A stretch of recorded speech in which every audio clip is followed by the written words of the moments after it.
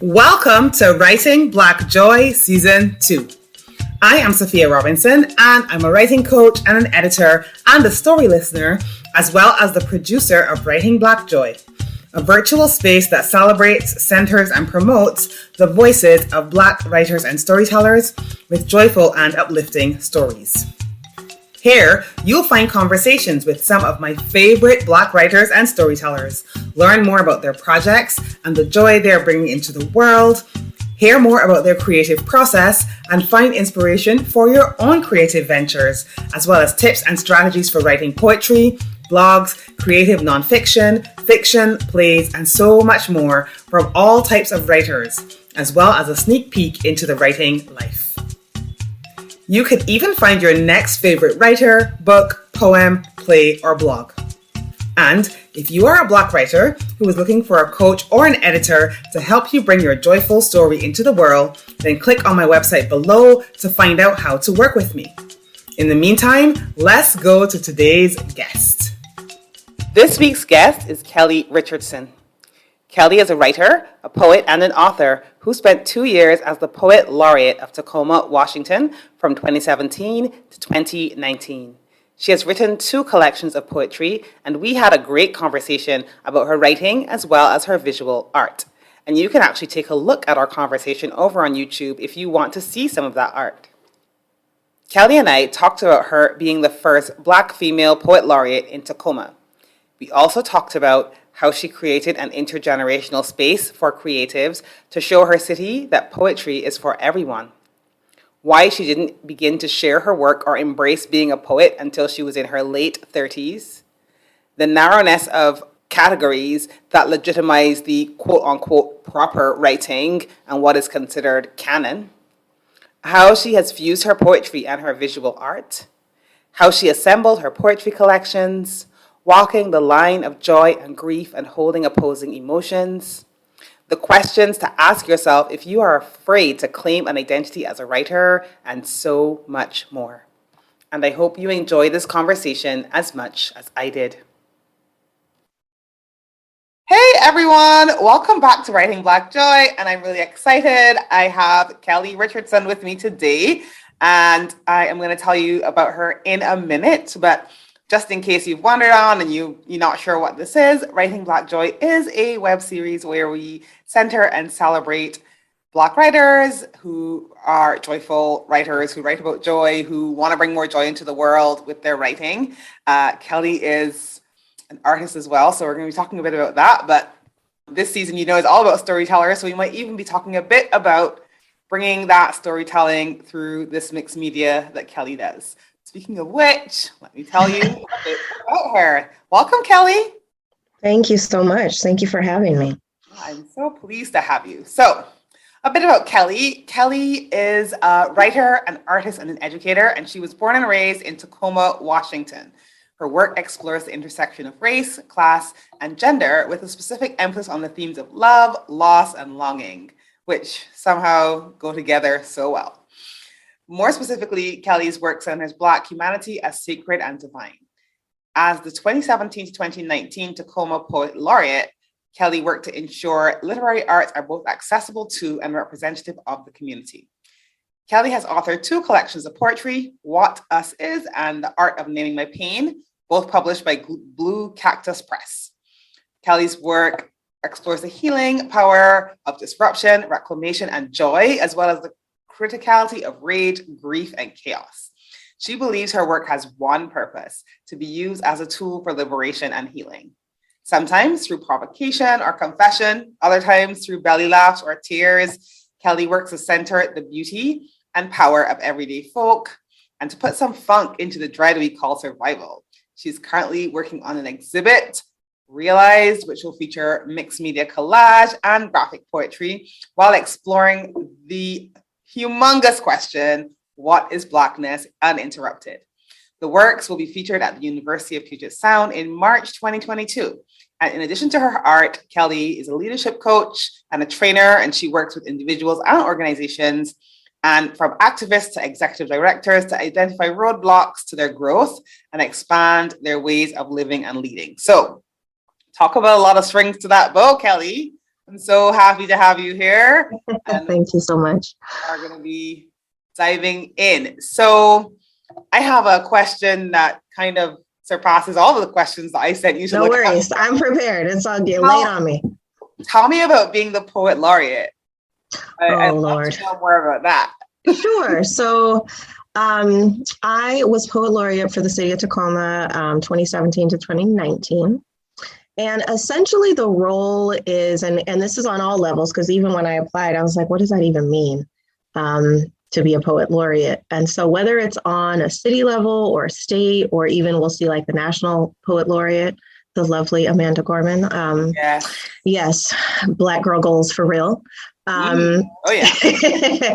Regardless of what kind of your scope is, the role of a poet laureate is to cultivate literary arts, particularly poetry, but not always, in whatever their community is. And so I really just took that as my role. And I was lucky that they give you a lot of latitude, the city, in terms of what each artist wants to do with the role. I was the first Black female to hold this particular post. And so I really wanted that to be a catalyst for the projects and the legacy I wanted to leave.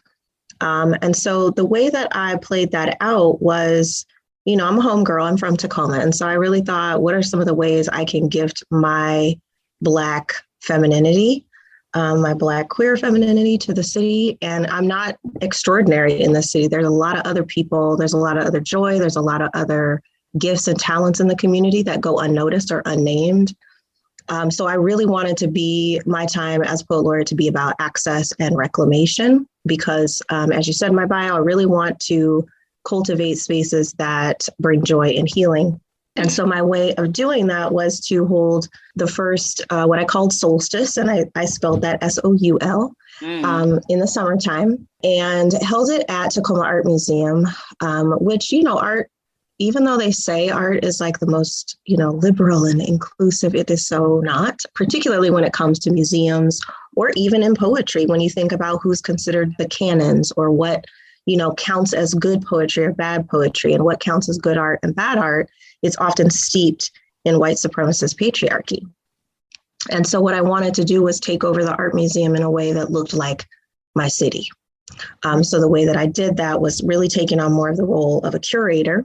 And so we had an artist market for folks that were writers selling their books, making art, making live art.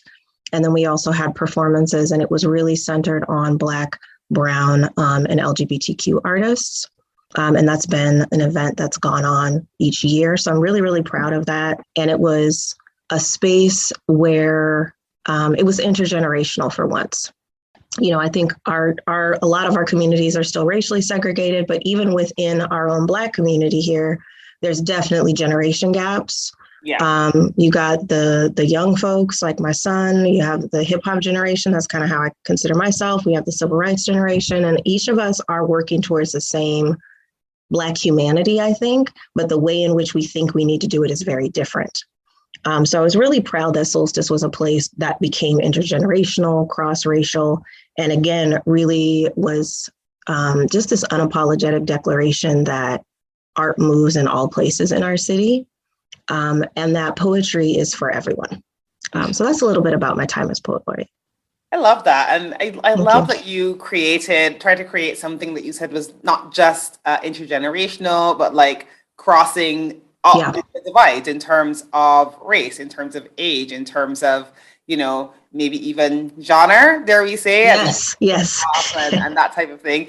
And, it's, I feel like we don't get that enough. Mm-hmm. That's something I have to say. And this is, I said this probably in the last couple of episodes. So by the time these come out, it's going to be April, and things change fast around here. But that's something I love, the idea of creating spaces where you get that sort of unity and you get a lot of the diversity. I think, even everybody's like, well, you created something called Writing Black Joy. Yes, but I still want to celebrate that diversity. Mm-hmm. The reality of it is I don't think liberation will come in a space that's monochromatic anywhere. Right. It can't work that way. So I love that you've really created, really mixed spaces in terms of other generations, everything, and just trying to continue to curate that in your. So, Thank you. That's really, really good. So have you always been a poet? I had a few poets on season 1, and most of the poets I know, they've always been poets. They've been writing poetry since they were able to write, and they've always been poets. So I'm curious. Yeah, I appreciate that question, because I think now that I have some wisdom and maturity in me, I think, yes, I have always been that, but I didn't claim that for myself for a really long time. And certainly the sort of the family dynamic and culture dynamic that I moved in, creativity to include poetry, that was sort of like what you do when you're done doing the real work, right? Yeah. the bill paying work. The corners of your life. Right. Yeah. And so I certainly kept it compartmentalized well into, I didn't even share my writing. I've written, had journals and poetry and collage and all of that most of my life, but I didn't actually submit my work until my mid to late 30s. Wow. Okay. Yeah. So the writing I did was, just stuff in school and stuff for myself, kept it to myself. Like so many other, I think, Black women, we have all these little archives of our creativity and our humanity sort of tucked away in these little trunks or little hat boxes or whatever, shoe boxes, whatever else we can find. But yeah, words have always been, I just had to write my artist statement for my exhibit, which was excruciating. That's a whole other conversation. But the first sentence I say in my artist statement is, I make sense of the world through my words and my intuition and my imagination. And so because I'm wired that way, I think, yes, I've probably always been a poet and have found that language has been a way for me to just really make sense of the world and try to make, even if I couldn't figure it out, just the act of trying to find the right word. I think that's why poetry is one of my favorite ways of writing, is because it's a way for me to discipline myself to really find the essence of what I'm feeling or the essence of what I want to express. I hate a wasted word. I can't stand when there's if you take 20 pages to write something you could have wrapped up in a page and a half, and that's probably, again, my bajiggitiness. There are people that are beautiful and lyrical writers, but I think I generally am always erring on the side of brevity and what will get us to the heart of the heart and the root of the root. Yeah. And I think it depends, because I'm sure that there are even poets out there who love a good ramble. And that's right. They love to go, and I'll go with them. I just can't do it. I'm not as good at it, I guess. No, but I think we all have our yeah. And that's something that I've thought about. You were talking earlier about who's considered canon and who's considered what sort of writing is really considered. I always do the air quotes thing, the proper writing. That's right. I think about that even in terms of, when I think about literature, if I write poetry, I channel Dr. Seuss, so I'm pretty. Hey, he's a class. You can't mess with a classic. You can't knock a classic, right? But I'm not a poet, right? If I write poetry, which happens very rarely. Yeah. It's fun. It's about my nephew. It's about, things like that. That's the sort of poetry that I write, if I write it at all, which happens very rarely. And, I write a lot of creative nonfiction. And I always, the very first, first of all, I wrote some nonfiction, but I always wanted to write fiction. Always, always, always. And so a few years ago, I wrote this romance novel. And then ensued the sort of it's not a proper literature, and it's this and it's that and all the things. And, it's hard, I think, because even I'm from the Caribbean, and even when you think of what people call Caribbean literature, it's this really specific thing. Yeah. And it kind of makes, if you don't write within those sort of, brackets, those, if you don't in that sort of genre, then it's almost like you maybe feel like your writing doesn't matter. And, that's something that's always bothered me, because I think again, to me, it's an idea of supremacy, but it's also sexist because of the Totally. Yeah. you know, a lot of a while ago I was reading this book. I wish I'm going to put the name in the comments because the name is I'm just going to check my Kindle and remember it. But okay. For some reason, the name is totally escaping me. But she was talking about even, probably back in the day when we were younger and the books that were considered, again, like the classics, majority of them are written by men and that type of thing. And like, there's nothing, I think it kind of dismisses certain types of writing, whether it be within a particular genre, whether it be certain, like when I think of my poetry that I write that's like all rhymey and stuff like that, it normally gets like, oh, that's cute type of thing. And I'm like, okay. But it doesn't ever feel like it counts. I don't know what my question is here, other than I'm curious what your thoughts on that. Yeah, I thank you for asking that. And it's actually a pretty appropriate question for me, or topic for me, because I hate this categorization or like be a poet or be a visual artist, or either you're a music, you're this or you're that. I think just who I am as a human and our legacies as women of color, we've never been one thing. One, we've never been allowed to be one thing, but two, we're just too big for that. So, just on a human level, I don't like being asked to pick which part of myself to highlight or which part of my creativity. And just that act of, like, to your point, of legitimizing what's what, or what counts and what doesn't, to me is just the complete opposite of creativity. It's the complete opposite of what should be happening. And I work to not use should that much, but this is a should I feel comfortable about, is, when I think about genres or even practices, like I've been trying to really lean into using the word practice more than strategy or technique, because I think saying practice really invites us to lean into something as circular and nonlinear, and creativity or writing or whatever else, just as a practice, as an engagement with creative energy, whatever that looks like. And that can ebb and flow. I believe that everything is connected, especially for me as an artist. My creative processes does fuse often my poetry and my visual art. So I'll have collage that will have a line from one of my poems on there, or something will strike me. But I think in order to engage with different folks, which is always my, yes, I'm an introvert. I don't do good with the small talk. But when it comes to art, I want to invite in and engage as many folks as possible. And often to do that, you've got to, or I have found success in fusing different forms, whether it's poetry or prose, or bringing the visual art and the poetry together, or even choosing to perform something or read something. Moving it from page to stage can often bring a piece to a different level as well, or bringing in props or things like that. So I think the other piece of that too is that with my visual art, I'm self-taught. I am not a studied artist, so to speak. So like when I did Solstice and I had a booth with my own art, an art leader from our community came up to me, and he was like, the first thing he asked is, "Where did you study?" And I just said, my living room, YouTube. I looked in books, and it kind of took him aback.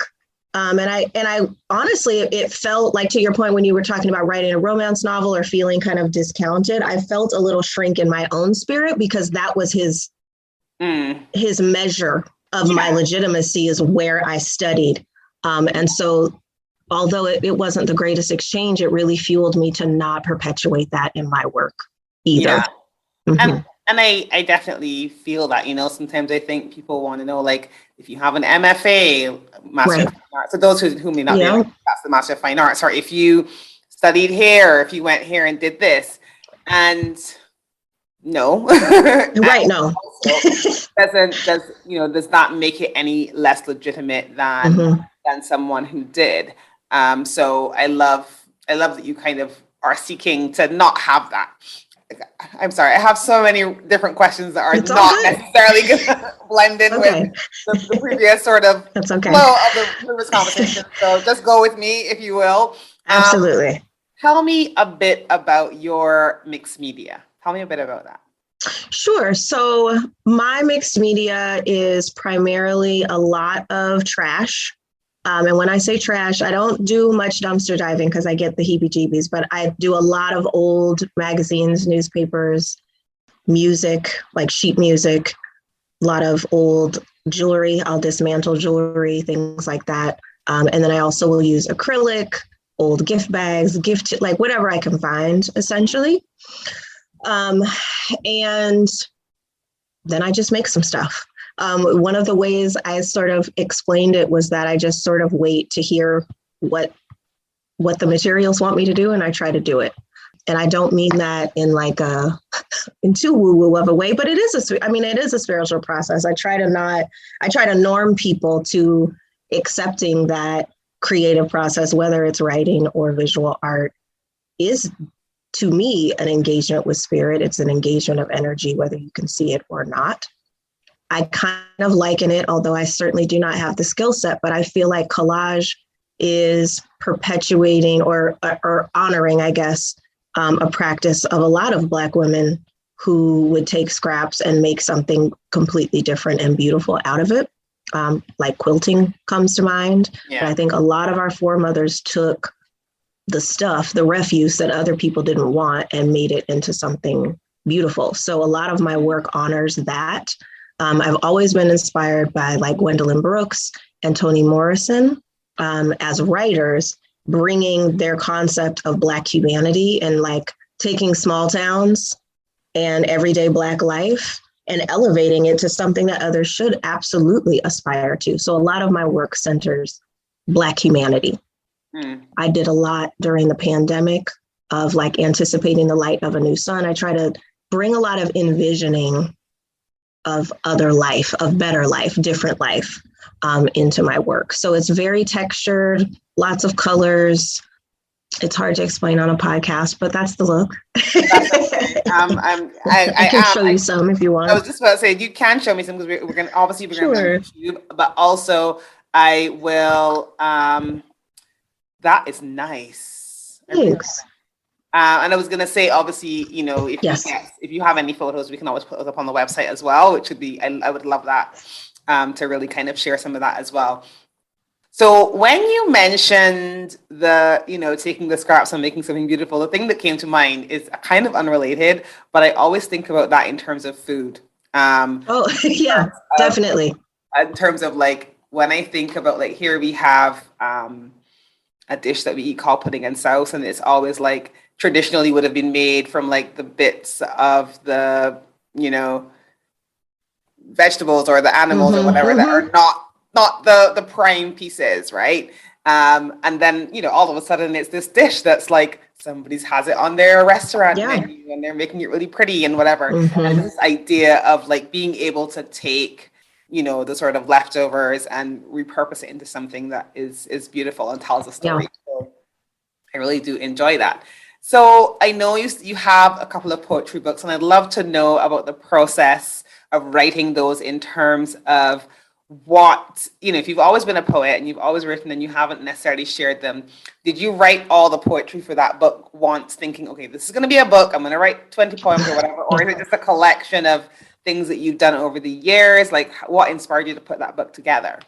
Yeah, thank you. The first book, What Us Is, spans probably 12, 15 years of stuff. That is, I think, of the two books, that's the one that sort of represents the largest scope. Because again, I was just sort of picking up things and collecting them along the way. And so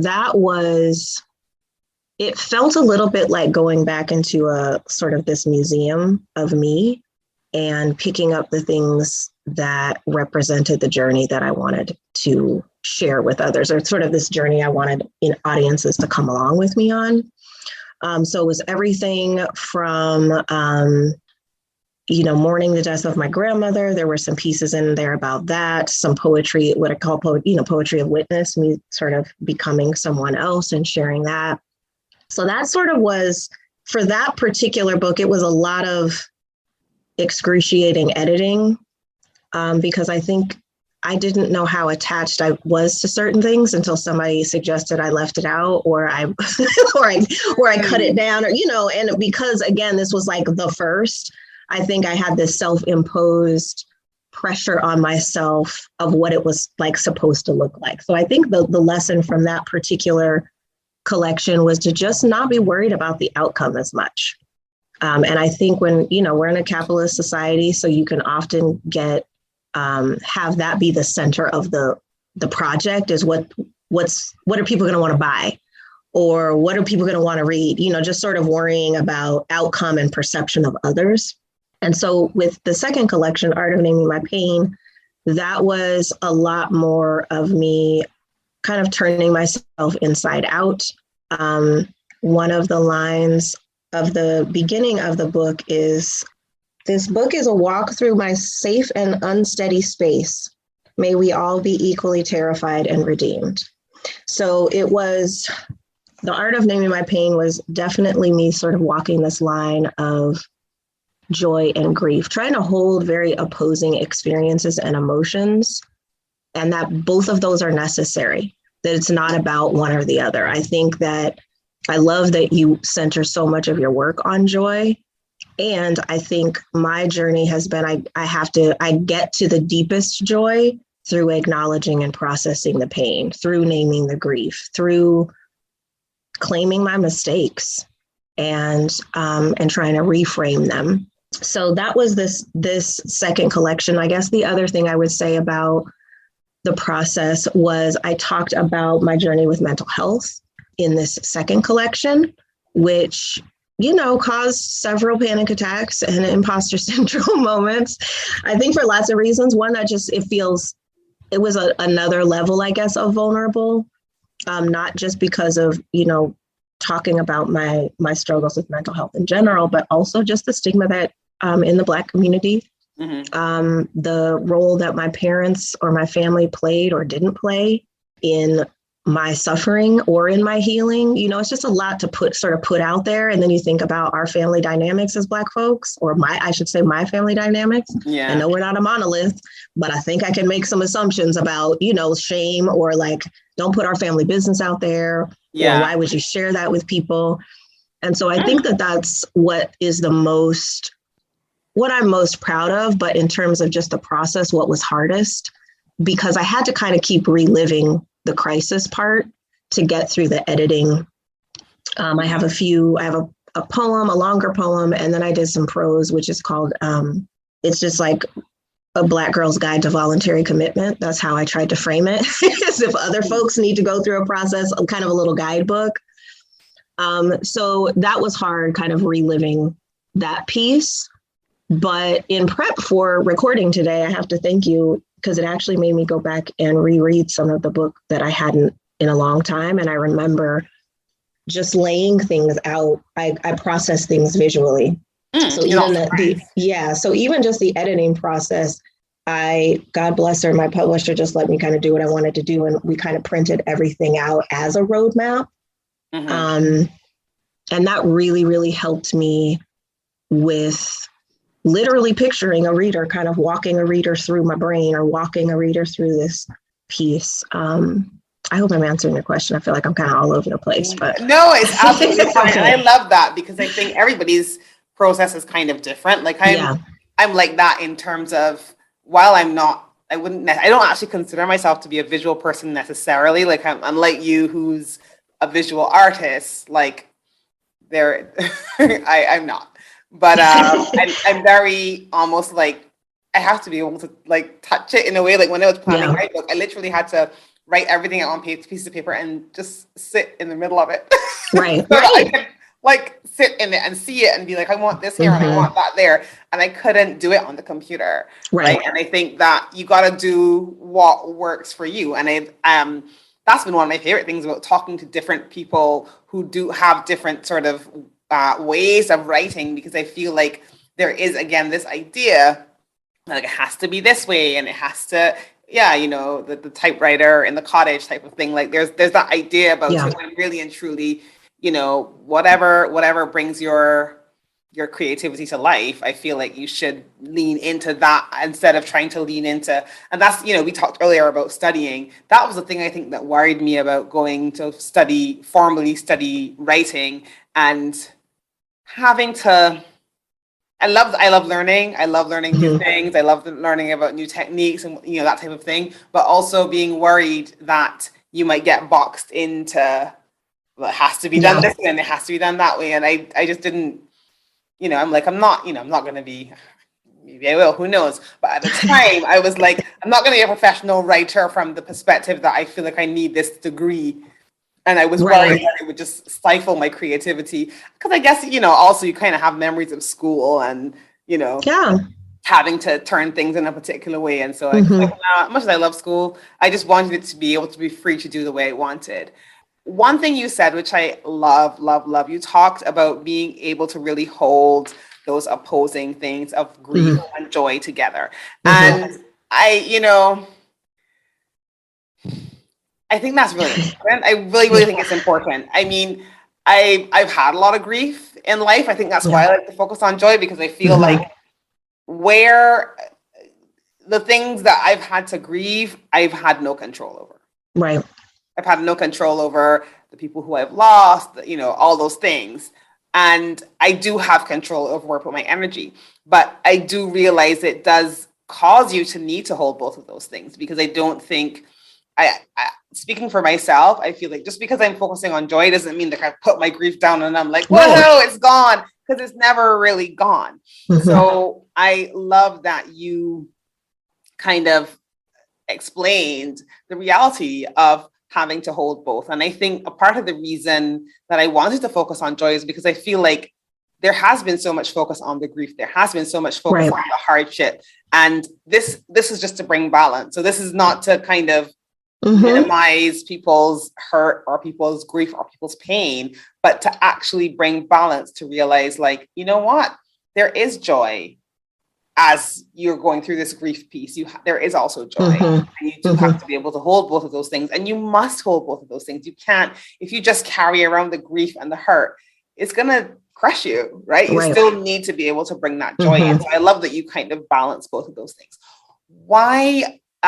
So I know you do that, definitely tend to balance both, but tell me a bit about your own sort of relationship to this idea of joyful writing by Black writers, or about Black characters. Okay. Well, when I saw the question just about like what are some of the Black joy stories in your life? I mean, I think some of the first Black like demonstrations or manifestations of Black joy and holding the tension that you're talking about, I certainly got a lot from my grandmother, just watching how, she was a mother in her church, and it was a Black church, it was a Black Pentecostal church. So, there were a lot of individuals holding their own grief as well. And she had a lot, and a lot that went unnamed. Like, I think a lot of our elders and ancestors just don't name stuff because it's too much. It's just too much. And I think her way of coping, to your point, is trying to take that energy, the darker energy, and flip it into something joyful. Sometimes I showed up in the kitchen and we got to benefit from it by eating it. Sometimes it showed up in her fashion. Sometimes she'd go and travel and take trips. But even the way that she would just talk about her travels orally, she didn't write down a lot. She wrote down a recipe now, and she wrote down a Bible scripture. She's going to write those down. But the stories were all oral. And so those are some of my first experiences, and me having time and space just as an adult to go back and feel that joy in my body allowed me to kind of connect with some of my own joyous experiences and put language and words to that. I think the authors that I mentioned, Toni Morrison before and Gwendolyn Brooks, just in terms of taking the beauty in everyday life, the joy in everyday life, learning how to savor the way that we sound, the way that we look, the way that we move. I think there's so much joy in walking into spaces that we're used to not feeling that welcome in and spotting another Black person. Not that we're a monolith. We could be from two completely different political perspectives, all the things. But just even that moment, there's a woman, Robin Little Wing Saigo, she's a Indigenous woman here. And I listened to her do a keynote one time, and she talked about the moment of recognition, meaning the moment you walk in a space and you look and see some connection, a kindred spirit. And in this case, I'm talking about melanated folks, I'm talking about Black folks, and just sharing the story of feeling that kind of a connection that doesn't even necessarily have to be named, that you just feel. The head nods that we do when we see each other at the grocery store or in the street or at the mall or whatever else. And even just I've been on Zooms where myself and I only have one other sister on the call, and we'll private message each other and just say, hey, sis, just this constellation of like support that others aren't privy to. Yeah. I love that opportunity in terms of writing joyful Black stories, of daylighting and elevating and cultivating this beautiful way that we engage with each other. Yeah. And really how that's a privilege how the world gets to benefit from the way we are and sort of who we are. And I will tell you, I've made actual friends on Zoom calls like that. Like, so I remember a couple of times, there've been a couple, and actually one of them has been a guest on here a couple of times. Thea, shout out Thea. She and I were on a Zoom call, and I was saying something, and then she sends in a DM. She's like, "Is that a Bajan accent I heard?" Because her parents are from Barbados, right? Yeah. And I was like, "Yeah," and she was like, "Yeah," and then she like DM'd me, and that was it. And we've just been fast friends ever since. And it was, it's just that little connection, as you said, that little thing. It wasn't, we didn't know anything about each other, but it was just that little moment of like, ooh. Yeah, it's definitely a way to like step into our power. When I'm coaching, especially when I'm coaching women of color, I'm always trying to think about how do we what are these opportunities, no matter how small, for us to really step into our agency and exercise that muscle a little bit more. Because when you said earlier, so much of your grief was not under your control. There's so many ways that the world controls or shifts our lives. Or, we can become very externally defined, like the outside world telling us who we are, what we're allowed to do and what we're not. And being able to really increase your consciousness of joy around you is a way for you, I think, to step into that power and just reclaim your humanity in a world that doesn't always want to give us that. Yeah, and I totally agree, and that's for me. I don't pretend that like life is happy all the time. That's never been my intention. But just that like this is something that I've created, and that's what I want to put the focus on. Yeah. Because so much has been taken away from me, and I did not have any control over that. Yeah, this thing that it's like the sort of again the push and pull between like what you create and what you produce and what you lose. For me, I want to create some joy. Those people that I lost, we had good relationships. Yeah. There was joy in those relationships, and I want to just bring some joy back into the world. Yeah. Having to lose it there. So that's always been my. I love it. But it's not. It isn't. Both of those things are still there, and it's good to acknowledge that as well. Yeah. I just wanted to let you know how you can support us over here at Writing Black Joy. Firstly, you can join our Patreon community over at patreon.com/Sophia Robinson, and you'll find the link for that in the show notes. When you sign up over at Patreon to support us, you will get the opportunity to join our monthly group coaching calls and workshops that we'll be holding exclusively for Patreon supporters. So come on over and join the party. It's so much fun over there. Other ways you can support us: hit subscribe here on your podcast or over on the YouTube channel. You can also leave a podcast review, like our YouTube episodes, and share us with your friends. You can head over to our website and sign up for our mailing list, www.writingblackjoy.com. Also, follow Writing Black Joy over on Instagram at Writing Black Joy. All of these will be in the show notes. Thanks so much for listening and for supporting our show.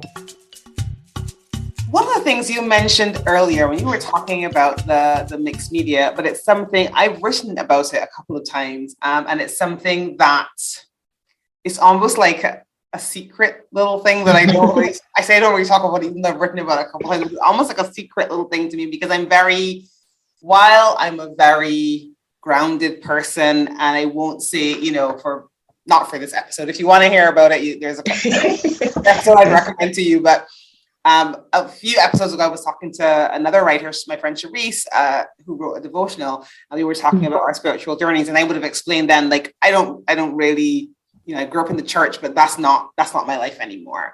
But writing, if anybody ever asked me, if there was any feeling, or I don't even know what word to use to describe it in terms of like that connection to something outside of yourself, for me, that's writing, right? I cannot explain it any other way. I'm not going to try. It's one of those things that, sometimes when I'm writing, I just feel like this thing already exists out there somewhere, and I just conjure it, and it's just, here it comes, and like, ready or not. And I can't, like I said, I'm not going to even attempt to explain it any other way. Anybody who has a different experience, good for them, but that's always been my experience. So when you talked about your art, kind of talking to you, because I always say that my characters talk to me when I write fiction, like they talk to me literally, so I'm curious about, I'm not sure what question I want to ask here. I'm sorry, it's okay. I just go, tell me a bit about your own writing poetry process from that perspective. Do you feel like it's also almost like you said, like a spiritual, a few of the poets I interviewed were kind of like almost felt like channels, for lack of a better word. They're sitting there and all of a sudden this poem comes to them and it's like, hey, I've got to get it out. And that's how I feel sometimes about my own writing. So tell me, how do you feel in terms of your poetry? And also, 2 questions in one. It's okay. Feel free to answer what you want. Do you feel like your poetry and your art come from the same place? Well, that's a great question. I was actually thinking about this yesterday when I saw a creative process that we would maybe dive into that. It's a little bit different between the poetry and the visual art. And I think that that's simply because of what's required for me to get it out. So with poetry, it's honestly kind of a little bit mean the way the universe works for me with poetry. Stuff comes to me like right before I'm about to fall asleep. I hate it. There are some things more like, you gotta go there are some times when I'll see an exchange of humans and I'll make up a narrative in my head and that'll become a poem.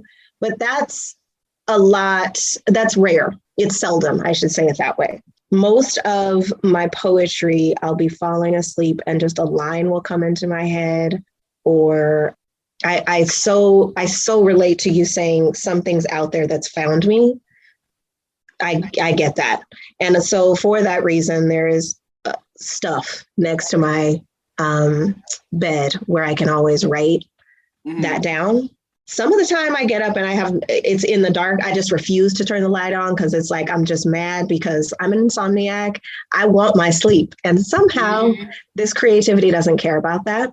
So I'm like, okay, all for the greater good. So I'll jot some things down and then we'll sit down and piece those things together. Sometimes it'll be 4 or 5 things completely unrelated and they turn into one piece. I appreciate, there's a woman named Elmaz Amandir, and she's a poet and a writer. And I went to a workshop of hers and she was talking about the ways in which these little scraps, to not discount those little scraps, not discount, even if it's just 4 or 5 words, that is a seed, right? So pulling those things together, that's generally how a lot of my poetry will come together. And then with the mixed media, like I said, sometimes they'll work together. So there's quite a few pieces where I'll just take a line out of my poetry and that turned into something bigger. It turned into a broader visual narrative that I wanted to share. particularly when it's a reclamation. So there's a poem that I have around a Black woman asking someone to stop using her body to find their soul. And so that became a piece where I brought in subjects of Black women who were in very joyful stances, saying, you don't get to use my body any kind of way anymore. So sometimes they'll work together. But what happened with this most recent exhibit is I got a whole lot of vintage photos of Black folks, like a lot, 95% of which I had no idea who these people are. And probably 80% of them had nothing on the back. So you had no idea who they were. There was a little print, like from the photography studio that said 19, like they would be from the 20s, the 30s, and the 40s. Yeah, I get you. So super old. And as soon as I looked at their eyes, I felt this responsibility to figure out what it is they wanted me to say, or if they wanted to be left alone. And again, people can be like, Kelly, that's creepy, but that's just the way I felt. I felt like there's a spirit in that photo. And what story can I tell? How can I cultivate this overall message around Black humanity? And then even the exhibit being What is Blackness Uninterrupted? I sort of started to use my imagination and my words to think about who was this person? Who might they have been? And even putting them together in really imaginative, almost childlike ways. So I got the idea of being grounded and sourced by my foremothers. And so I created kind of this childlike, it's a pretty big piece, but kind of a childlike garden, but the bottom layer, sort of the groundwater and the blossoms are all very small. They're all the women from those vintage photos, and I cut their faces out, which was painful. I was like really afraid to cut them. I felt like, what am I, because you can't undo it. That's sort of the other thing with collage is it really was a discipline around intuition. And I turned them all into flowers, and those flowers fed the next generation. And so the next generation of pictures were a little younger, and the next generation were a little younger. A little younger. So it kind of turned into this Black, divine, feminine ecosystem of sorts. Yeah. So that's kind of the way the process is a little bit different, is I feel like I get called by visual stimuli with the mixed media more often. And I try to channel it that way. But with poetry, I'm telling you, it's like a haunting of sorts, which I've just come to accept. A word drops in, or a sentence, or even a phrase. Yeah, I get that. And I learned my lesson, not going, I'm going to remember that tomorrow. I'm not getting up. No, you're not. No. You're absolutely not going to remember one thing, and then you're going to be mad. And I learned that lesson the hard way. So that's sort of the difference. Okay, I love that. I love that sort of different creative process. Yeah. Tell me now. You've published books, as we discussed earlier, you've been the poet laureate. You've done something that a lot of poets that I know and have spoken to almost seems to be this mysterious thing that nobody has any idea how to do, because poetry is one of those disciplines, I think, that sometimes feels a bit unrelatable to the average person. I don't know how else to describe it. So I know a lot of people who are poets who write poetry, and they have a lot of questions, I suppose, for lack of a better word, around how to garner some level of success. I say success with the air quotes again, with their writing, different to, like if you are a novelist or if you are whatever, like it's a very like. There's this thought that that's more relatable, it's more accessible, people can understand it. Obviously, I know making this this discipline accessible is something that's really important to you. And I'd love to know what's helped you along that way, and what maybe were some obstacles that you've had along that path. Sure. Yeah, I think the first obstacle was just me claiming it. Is me going, yes, actually you are a writer. Yes, actually you are a poet, because and seeing that as something that others would want to read, that I could make some form of money with, or that I could be of service with. I should put it that way too, because it's not like I was poet laureate and I paid my bills that way. And I still, I am a coach and a trainer, so I still pay the majority of my bills that way. I haven't achieved that full-time artist status yet. Don't get me wrong, I'm still chasing it. But I think part of that process is me, one, again, claiming it and really investing consistent time and energy into putting my work out there. So it was almost as if, as soon as I started putting my work out there, things started coming back to me. So to me, it really was about me starting that process instead of just thinking about it. Because I think that's what I think for myself, and I know for a lot of either young people or folks that have made a career transition or they're ready to claim their writing, they keep thinking about it and trying to prove it first. Like they're trying to make a case in their head. In their mind, and and there's no case really to be made. It's just about coming to the table with your work and bringing your full self as best you can and practicing that. Yeah. And knowing that failure and rejection is part of that. Part of it, yeah. And that's the worst part for me. It does not feel good. It feels gross and wrong and like they don't get you. And for myself, who is uber sensitive and uber sensitive in general, but uber sensitive about my work, for someone to tell you, yeah, you're not what we're looking for, that can hurt. And it will hurt. But I think the best advice anyone ever gave me was just like, continue to get more grounded in who you are, because who you are is not going to change, and your work will find the right venue. It will find the right platform. It will find the right publisher, or you'll publish it yourself. That's what happened with my first book. It was initially a self-published because I just had to get it out. I needed to stop perseverating over what the cost might be. And so I really invite creatives or potential creatives or poets especially, don't think about the risk of failure. Think about the risk of not doing it. What's the cost of you keeping all that to yourself? Yeah. And often, again, and I think it just comes from my lens of like, does this liberate? Does this heal? Really giving yourself some space and time to think about like, what is my purpose as a writer? What's my why? And my why is living at the intersection of creativity and courage and liberation. And so that I've started to really try to have that be the core of like, this is what I got to get out in the world, or this is what I want to write, or this is how I edit. This is the story I want to tell. Really give yourself the time and opportunity to figure out what your why is as a creative, and then just start playing with that. There's no, and I can't say this enough, and this has gotten me in trouble, but that's okay. It means some people reject me, is I just don't, I don't want to be stifled by technique or form. Yeah. And there are, especially in the poetry world, there's a lot of like folks that are very purist, so to speak. And so that's just not my jam. I guess I'm not supposed to be in that room. And that felt like a grieving process for me, is to sort of let go of the poet I thought I was going to be, or that I was supposed to be, and just let it unfold. But the more you take those risks, the easier it becomes. The more you see your writing as a gift.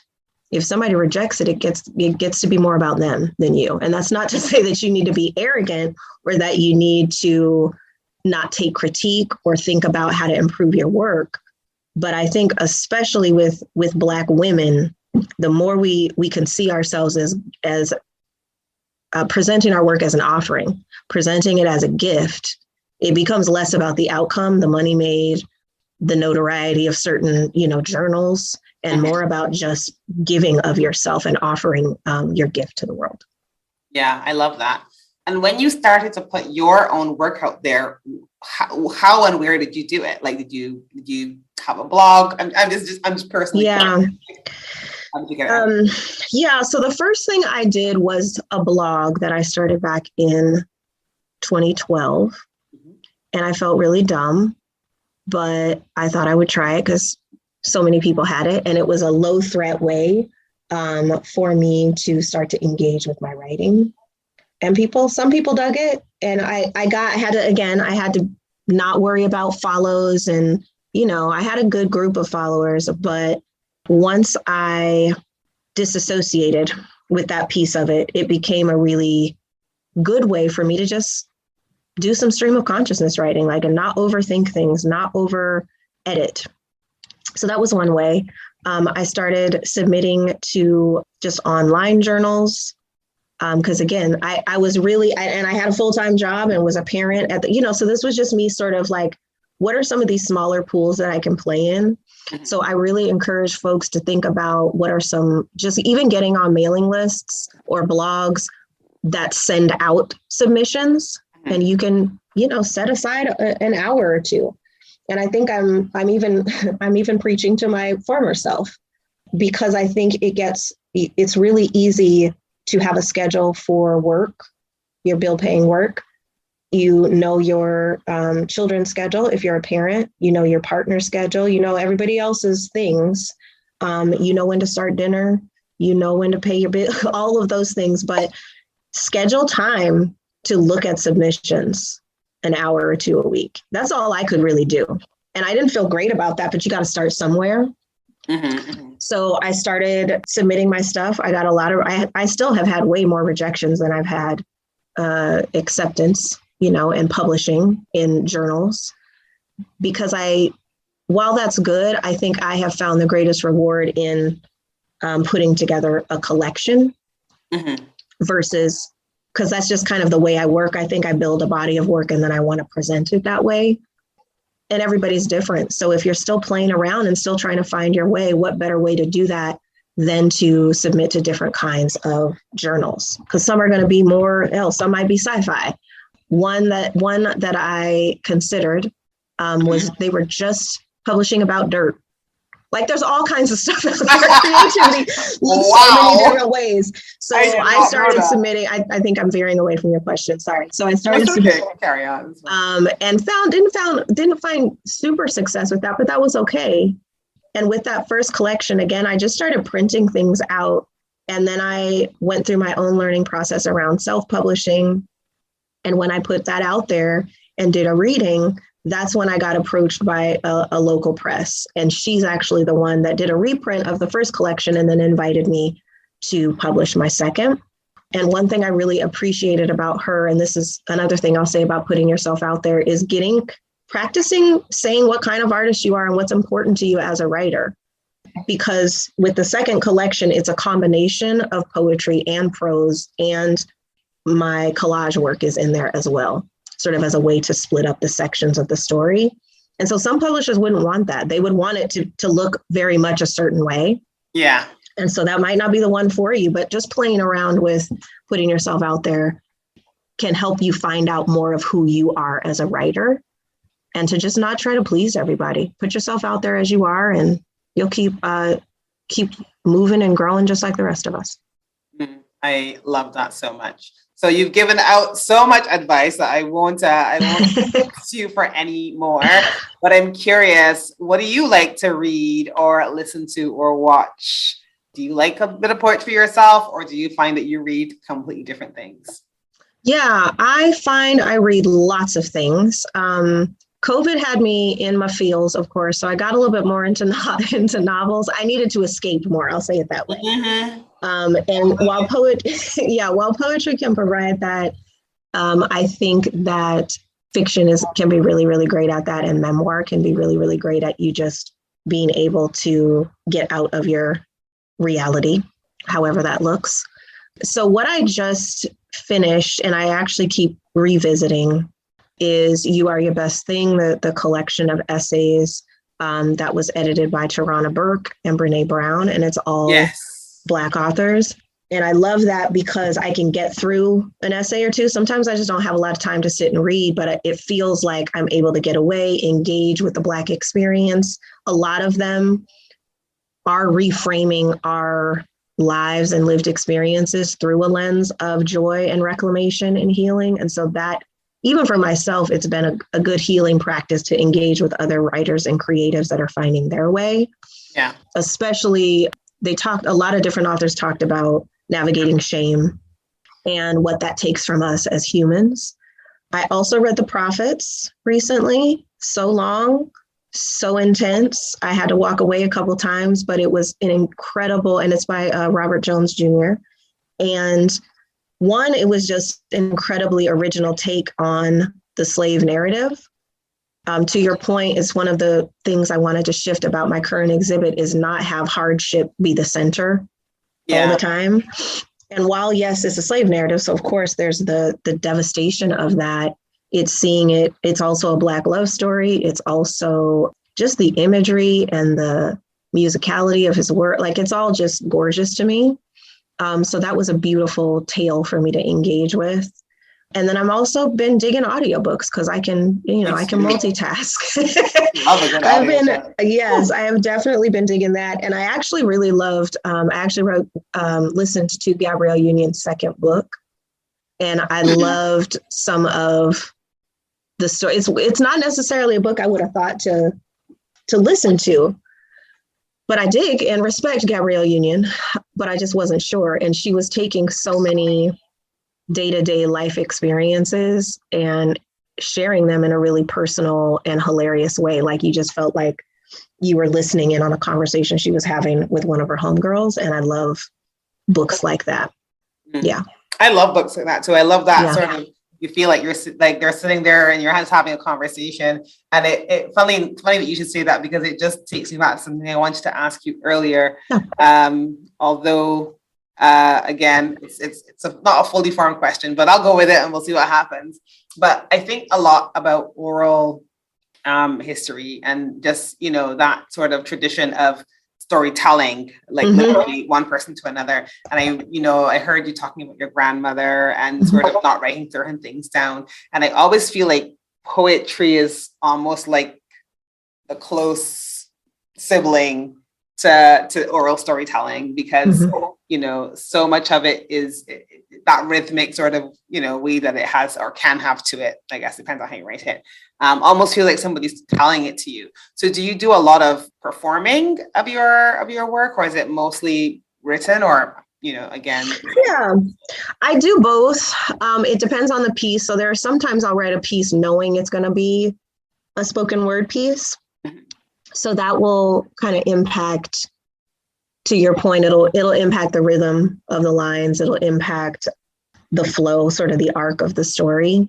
It takes a little longer when it's spoken word because you're kind of ebbing. And well, the way I do it, there's always sort of a climax of sorts. And sometimes I'll even actually ask people to participate and it becomes a little bit more of a community piece.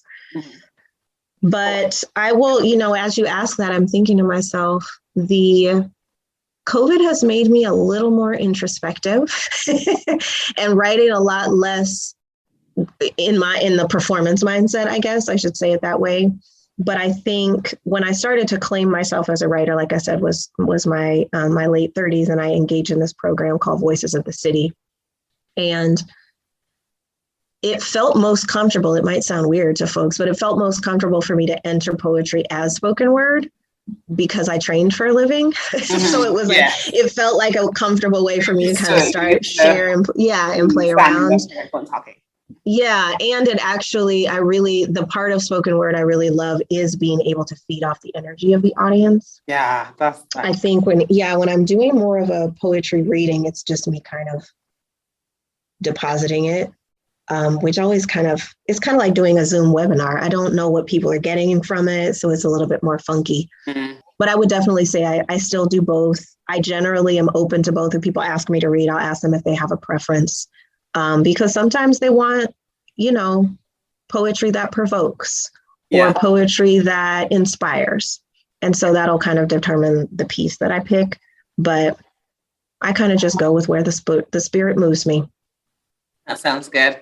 I have so many more questions I'd love to ask you. We are running low on time. So my sort of last question to you is, you've talked a couple of times about in your 30s, really claiming that identity as a writer, as a poet. What would you say to somebody who's struggling to sort of claim that? How would you? What would I say? I would say, stop it. That would be the first thing I would say. Is take a breath. And even ask, maybe thinking about I guess there's a few ways I could answer it. I'm a coach. And so sometimes I get focused on asking the right question, one that will get at the right answer, I guess. Because when someone's struggling to claim that part of themselves, there's a reason. So I might say, what need is that meeting, or what are you protecting? But I think the most important question is, what do you need to let go of to be your fullest self in terms of a writer? What do you need to let go of to claim that? What has to be true? And often what has to be true already is. It's like, oh, well, my bills have to be paid. Or, my kids got to be taken care of. Or, we can often talk ourselves out of it. But even saying like what's possible, that's not possible now once you let yourself be a writer. Because some of it may just be an inside job. It's not always about, we know that, it's not always about making a killing. Even if you get published or, you get picked up by a publisher, there's still a lot of unmet financial need. So even thinking about like what's possible for you that's not possible now when you claim your identity as a writer. And it could be healing, it could be liberation, it could be creativity, it could be freedom. Often that can be enough to support somebody. And I guess the other thing I like to say is there's a whole community of creatives. So when you claim that fully, you're opening up space, or you're inviting someone else to do it who may have even more to risk than you. And not to, that's my Black auntie trying to like motivate with a little bit, not guilt necessarily, but just like there's a whole community out there who would love to hear what you have to say. Yeah. That your experience does matter. Your experience is unique enough. So to really just inspire people to take that first step and start, even if they're terrified, just start. I love that. That's good. And it's true. I think sometimes, there's someone I know, and I remember her saying to me, now she's written a book, she's self-published it and everything. And she said, I figure if you're going to call yourself an author, you have to have like 2 or 3 books. And I'm like, who made that decision? Like, right. Right. Whose decision is that? Like, right. I feel like you wrote and published a book. I have it on official. Myself. Yep. How many books do you need to write before you decide to be a writer or decide to be an author? And to me, I don't feel you have to write any, but that's just my personal opinion. But I think sometimes we have all these ideas about what hurdles we need to jump over before we can claim this. Right. And it's just like, I feel like in claiming this thing, you will be able to navigate this hurdle, and you may have, as you say, some company along the way to do it. So but I think that's a great way to kind of come to the end. So is there anything else you wanted to mention, or something that you feel like, oh, she'd asked me that and she didn't?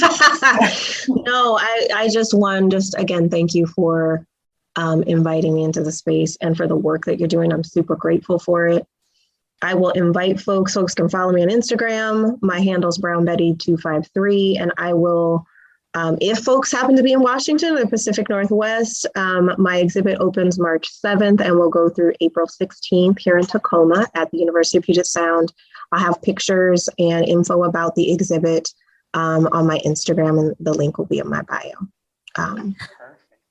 Thank you.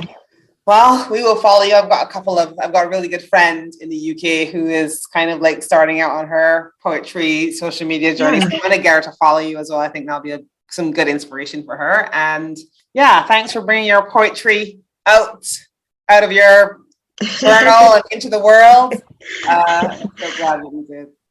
Thank you so much. All right. Take care. Nice to have you on, Kelly, and everybody who's watching. Happy reading. Bye. Bye. Thank you for joining us today. You can find out more about our guests in the notes below, and don't forget to hit subscribe to our channel so that you don't miss new episodes when they drop. And if this has inspired you to get your own writing project into the world, click on my website below and learn how you can work with me as a writing coach or an editor. Until next time, I send you big love from a small island.